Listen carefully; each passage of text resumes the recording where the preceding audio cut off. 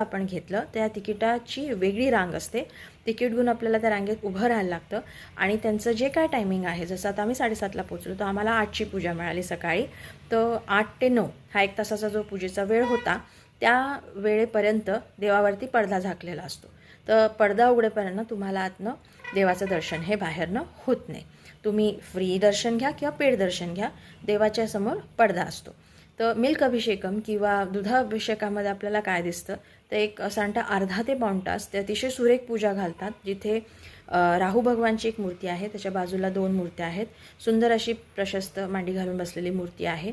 त्याचा व्यवस्थित पद्धतीने पूर्ण पूजा केली जाते, त्याचा आपण लाभ घेऊ शकतो. पूजा मंत्र थोडेसे तमिळमध्ये आहेत, तर आपल्याला ते पूर्णतः कळत नाही, पण त्याची एनर्जी तुम्ही नक्कीच फील करू शकतात. पूजेच्या शेवटी आरती होते आणि देवावरती पुन्हा पडदा हा घातला जातो आणि मग परत रांगेने आपण प्रसाद घेऊन जो आपल्याला